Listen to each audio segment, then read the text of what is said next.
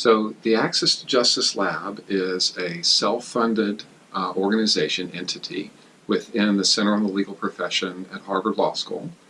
And it's designed to try to serve two primary purposes. The most important one is to try to provide really rigorous evidence of what works and what doesn't in access to civil justice and in court administration, including criminal law. The second one is to try to break down what we perceive to be the really fierce resistance within the legal community to the practicing legal community to rigorous empirical evidence, especially via the randomized control trials.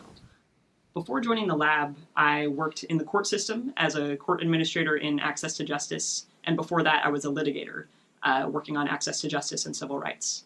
And in both of those settings, time and time again, the question that keeps coming up is this working?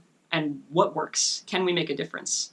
I've worked on self-help materials. I've worked on developing new initiatives with courts and with legal services organizations where we have no system for evaluating our own efforts. So in a world of limited resources, it can be frustrating not to know whether you're spending resources on something that matters, on something that makes a difference. And I think that's where the lab comes in. The Access to Justice Lab fills a very important space, both in the practice community and the legal community of scholars. And that space is one that brings those two communities together. So often, lawyers on the ground are representing clients, clients are interacting with the courts, and scholars are doing their research in the ivory tower. And of course, there are lots of empirical legal studies that exist that try to merge the two, to try to understand what's happening on the ground using sophisticated data methodologies. But what is true about the current state of empirical legal studies is that it's mostly backward-looking. It's taking historical data, trying to find patterns in those data to say something about what has happened to make recommendations going forward.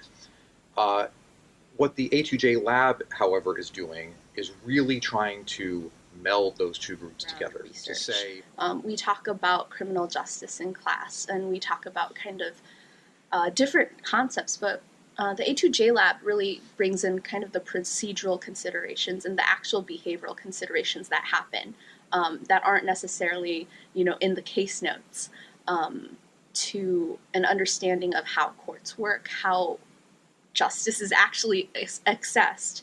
And so that's been really exciting to see.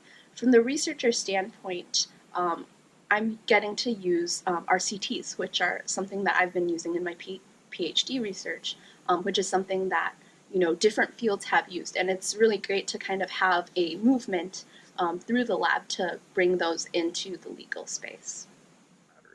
And when we introduce an intervention, we're going to use the tried and true method of the RCT to make sure that some people receive the intervention, some people do not, and then really say with confidence what works and what doesn't, so that when we're crafting new legal rules, when we're crafting new ways to deliver legal services, then we can say with the requisite confidence that this is the best way forward.